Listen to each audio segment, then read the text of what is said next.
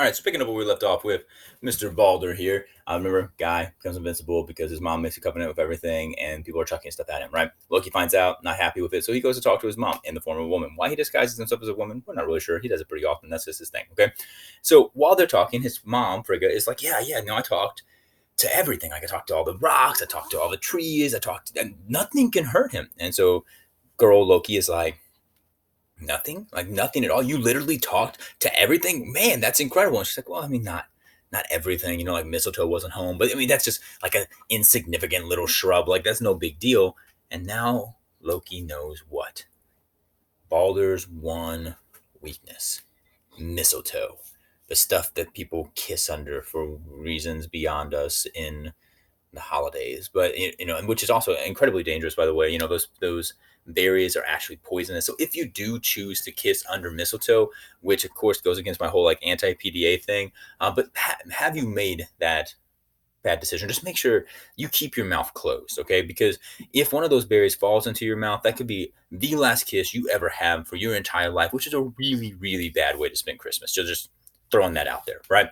But that's not how Loki decides to kill him. He doesn't like shove berries down his throat. Instead, he makes a like spear out of mistletoe and he brings it to Hoder, Baldur's blind brother, who's standing around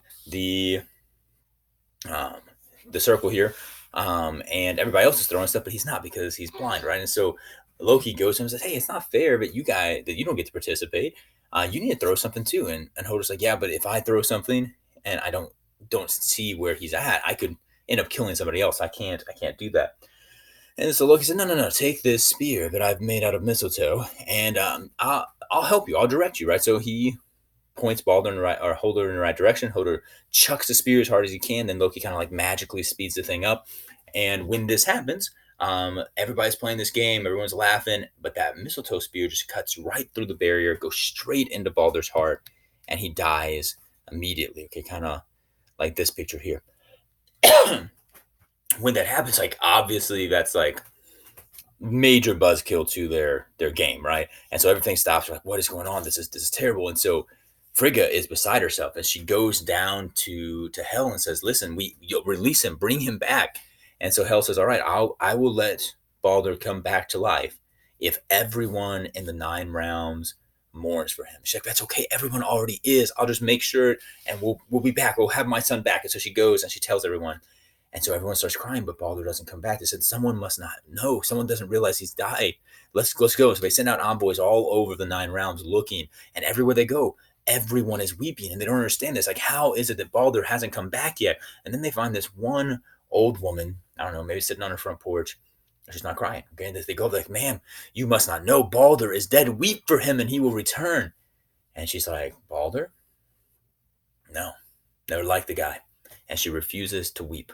And because she does not cry, Balder is not allowed to return. Okay. We later find out this old woman sitting on her front porch refusing to cry is actually, once again, Loki in disguise. Okay. So he leads ultimately to the death of Balder, which we'll come back and get him later. Okay. Next, we're going to talk about, of course, is Thor. I'm not going to tell you tons of Thor stories. I've got a couple like videos I want you to watch that I think are really like highly entertaining, but you've seen some Thor stories in your life, especially if you are a Marvel fan, and they're not 100% accurate, but they give you the whole idea of who this man is. Unlike his dad, he is incredibly straightforward, right? He is the Thunderer, the Thunder God, right?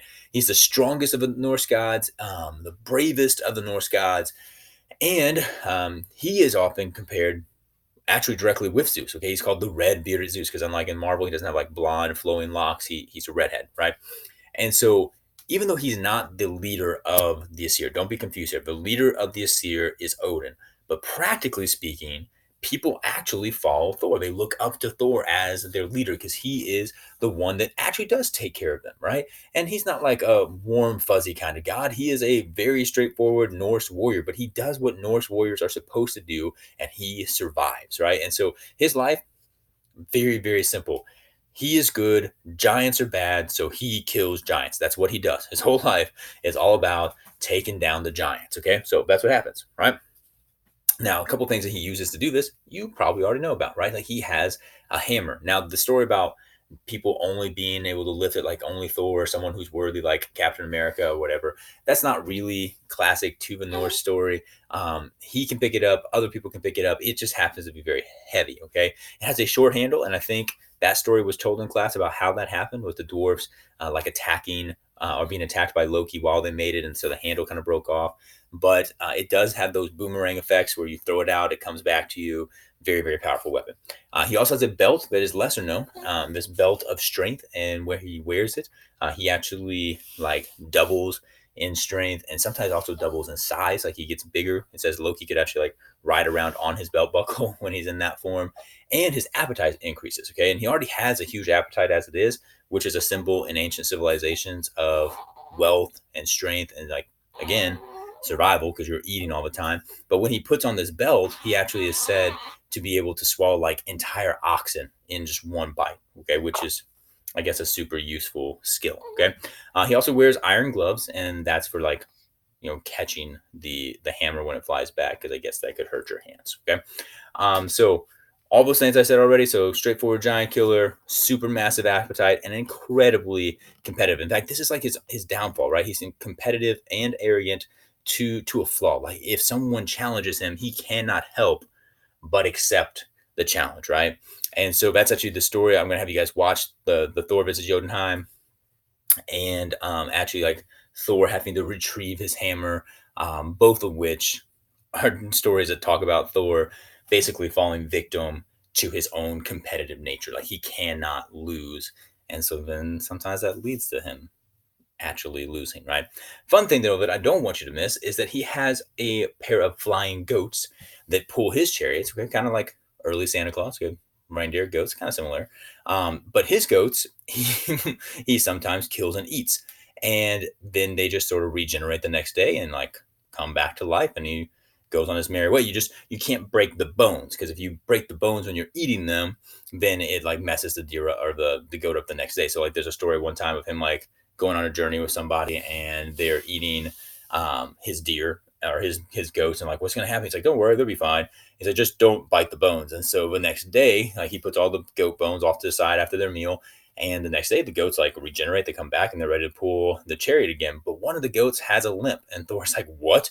Did you bite the bone?" And he's like, "Oh yeah, my bad." That's kind of the thing that happens. Okay, I can't remember exactly how that story ends. I mean, probably someone got hit by a hammer. Okay, now Loki and Thor are often associated with each other. Now, in the Marvel thing, we have this story about Loki being his adopted brother or whatever, and that's not true to the actual myth. I mean, it makes for a good story, but it's not true to the myth. In the myth, he and Loki are companions. In fact, they're very close friends until Loki goes like completely evil and does the whole killing Balder thing. But they go on lots of journeys together, like when he visits Jotunheim. Okay, but everybody knows that Loki is a frost giant. Okay, there's no confusion there, and I'm even going to show you a video later where they talk about there being some confusion, but really when you read the original stories, it's super straightforward. Like he is a giant. He just hangs out with the gods, which was kind of acceptable because remember they're really essentially the same thing. They're just like different races essentially of the same type of deity. Um, but he hangs out because he has this sacred bond with Odin. Okay, and so not a brother of Thor or anything, but a companion, right? Now during Ragnarok, Thor dies because he kills the world servant. More of that's going to come, and actually, I think during the Ragnarok video that I showed you earlier, that they talk a little bit about that. So he kills the serpent. The serpent kills him. He takes a few paces away, has inhaled too much venom, and dies. Okay. Um, I think I have all of these stories that they're going to be told later, so you'll see that. Okay, so that's Marvel Thor. That's fantastic. And then this is kind of more what he looks like in the actual myths. Okay, so a lot less male modelish, a lot more just straightforward giant killer. All right, so you guys are going to watch that later. So that's the Thor visit Jotunheim video. Definitely check that out. In class, I believe one of the classes had a group tell this, one did not, but it's definitely worth your time. Then we should talk about Loki. I'm not sure. Yeah, I only have a few seconds left on this video, so I'm going to go ahead and stop this for now. And then we'll pick up with Loki. And let me see how this works. Hold on. You can just awkwardly stare at the silence for a few seconds if you want.